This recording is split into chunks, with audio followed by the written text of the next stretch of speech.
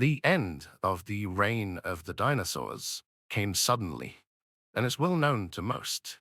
But in the oceans, other kingdoms fell too. Mosasaurs, the apex marine predators of the late Cretaceous, had ruled the waters for over 30 million years, and they were snuffed out by the very same city-sized rock that killed almost all of the dinosaurs. Or were they? In this video, we're looking at the close relatives of the Mosasaurs, the Varanids, and specifically the largest terrestrial lizard that ever was. Could it be a surviving Mosasaur, escaping the Cretaceous extinction by crawling onto land? Or is it a long-reigning transitional species between the Mosasaurs and their even more ancient terrestrial predecessors? Let's find out. As we know, dinosaurs were monstrous reptilian abominations that ruled the land over hundreds of millions of years. No problem. But during their reign, the oceans were equally, if not more, chaotic and horrifying. Unlike on land, the sea monsters of the late Cretaceous, Mosasaurs, were not dinosaurs at all. They were lizards. And just in the way that a small bunch of dinosaurs slipped through that great filter at the end of the Cretaceous, some have suggested that an enduring line of sea monsters may have as well. During the late Cretaceous, a family of close relatives, perhaps even descendants of the Mosasaurs, showed up. The Varanids, or monitor lizards. They're still with us today, the largest of their kind being the Komodo dragon. But until relatively recently, there was a deeply unsettling variety of these huge lizards patrolling the Pleistocene landmasses of Australia. But how do these Varanids relate to Mosasaurs exactly? Well, this part is still a bit of a mystery, so it's worth placing a short disclaimer in here. Mosasaur and Varanid evolution is highly debated to this day, but what we do know is that ancestors of the Mosasaurs were terrestrial lizards, perhaps linked to their marine descendants by a transitional species, somewhat like the marine iguana that bridged the gap from terrestrial to fully aquatic life over time. Whether these ancestors were Varanids or similar isn't yet known. The earliest Varanid fossils found are much more recent than the early Mosasaur ones, which at first glance would suggest the Mosasaurs came first, but molecular evidence suggests that Varanids arose in the early Cretaceous, which would put them further back than most of the Mosasaur lineage. And we know that Mosasaurs, like the Varanids, were squamates.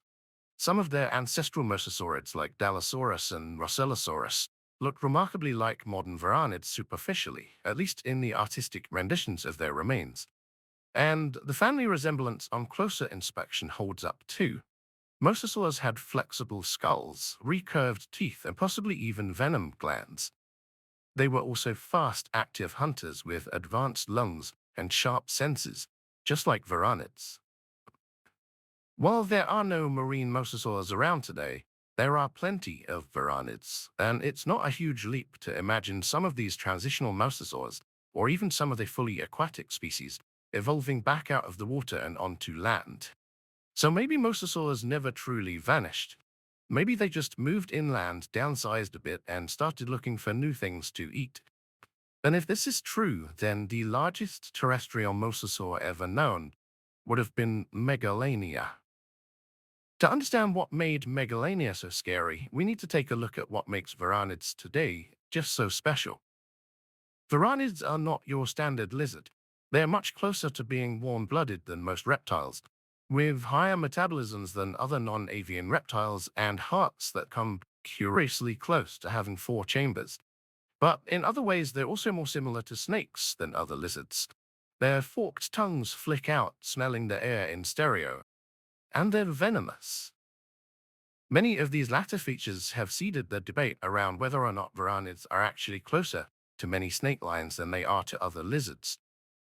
But no snake has the brains of this very special reptile. A hotter body allows for a hotter brain, and that translates to the intelligence of Varanids. These are very smart animals, at least by lizard standards. They are problem-solving, fast-learning, curious, and adaptable animals that have demonstrated play behavior, social memory, and other cognitive quirks more commonly associated with our furry or feathered vertebrates. With all these quirks, Varanids, or monitor lizards, have evolved to fill niches that are typically filled by mammals. This means, unlike the burst-charging crocodiles, Varanids are active predators that don't tire quickly. They're also heavily armored and carry a worrying number of teeth. And the largest of them today, the Komodo dragon, can grow to over 150 kilograms and 3 meters in length. These are by far the largest lizards alive today, sporting all of the upsetting predatory and defensive traits of their smaller cousins, and more. Their hemotoxic venom lends itself to a bite-and-retreat style of predation, in which the predator will ambush the prey, deer, pigs, buffalo, or sometimes even humans, and then wait for it to bleed out and weaken before chasing it down to feed. From the outside, their teeth are covered by their lips, which goes some way to belying their true lethality, but from their skulls, it's a lot clearer to see what they're packing. 60 curved, bladed, and serrated teeth, coated with iron-based enamel to keep them sharp. These animals puncture and pull, grating and shredding wounds into the flesh of their victims, and oozing salivary toxins into the bloodstream as they do it. And they've killed people with this. Interestingly, this type of tooth is seen independently evolved in the early Permian icon, Dimetrodon, which may therefore have lived a very similar lifestyle almost 300 million years before. This is then a deeply prehistoric approach to slaughter. And Komodo dragons also maintain that wide stance waddle with the sprawling gait of a Permian proto-reptile. This is an animal that looks like it has ignored every system upgrade throughout prehistory and has no intention of starting now. Yet, as huge and horrifying as Komodo dragons are, a recently extinct varanid from Australia blows them out of the water. Megalania prisca, often now called Varanus priscus, was a giant monitor lizard that likely reached 5 to 7 meters in length, and maybe upwards of 500 kilos. It was the top predator in Ice Age Australia, a continent already crawling with nightmarish megafauna. Back then, Australia wasn't alone. It was part of a paleo-continent called Sahul, which included Tasmania, New Guinea, and the Aru Islands. Sahul was home to wombats the size of cars, terrestrial crocodiles, kangaroos that could bite your face off, and thunderbirds. Not the 1960s sci-fi marionettes, sadly, but the 3-meter-tall chicken relatives that ran about looking very scary until the late Pleistocene. So Megalania was in good company as far as monsters go. But a new type of monster would descend from the north, from a continent called Sunda, which at the time was made up of most of the Indonesian islands, joined together by land bridges. It's thought that humans wandered down into Australia after crossing a reasonable span of water between Sunda and Sahul, and when they arrived, they would have been met with this incredible lizard, carrying with it all of the prehistoric fury of its Mosasaur relatives.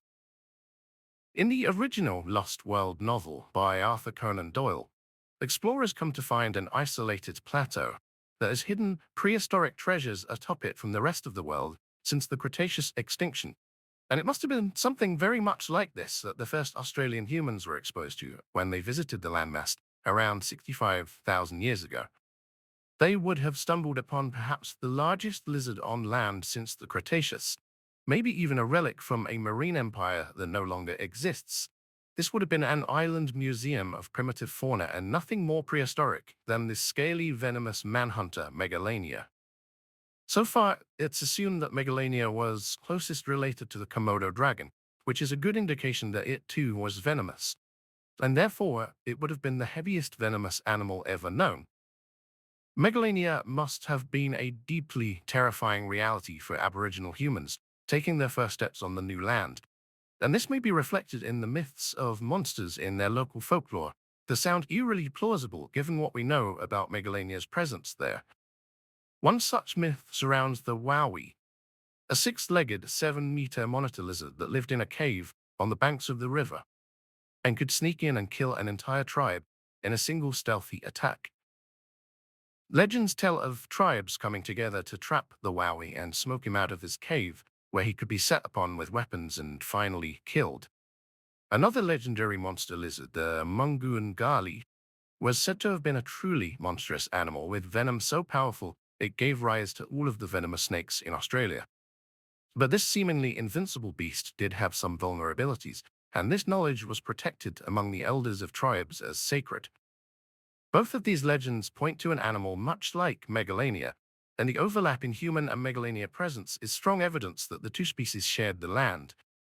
But it would of course be humans that endured, even in the face of a wave of extinctions towards the end of the Pleistocene. The youngest Megalania remains around 50,000 years ago, just a few thousand years after the earliest human evidence in Australia. But while this giant has disappeared, its relatives remain, and some may even be back on their way to the ocean. Before we touch on the return of the Mosasaurs, we'd like to take a moment to thank you for supporting the channel. Every like we get brings in new viewers, and this helps us grow. If you're enjoying these videos, please continue sharing them, commenting, and subscribe to the channel to get the next ones. Now, as we mentioned, the enormous Komodo dragon is likely Megalania's closest relative. And while these are almost exclusively terrestrial, like all Varanids, they are confident swimmers. And there are other sleeker, more bendy monitors out there too, some of which are highly adapted to the water. Not so far from Australia, in Southeast Asia, the water monitor carries the Mosasaur torch with a flattened paddle for a tail that allows it a means of escape from terrestrial predators, but also a level of mastery in the aquatic hunting environment. Unlike Mosasaurs, this lizard can also climb trees and is perhaps therefore the most all-terrain lizard on the planet. Whether evolutionary pressures will push monitors back into the water over millions of years is impossible to guess, but there is no question that the monitor lizard line, perhaps the very same line that spawned the reign of the Mosasaurs 90 million years ago, are in a good position to do it again if the need arises. The Mosasaurs evolved fast, from terrestrial to fully marine in under 30 million years. In evolutionary terms, that's a sprint, and out of all the lizards, there are no greater sprinters than the Varanids.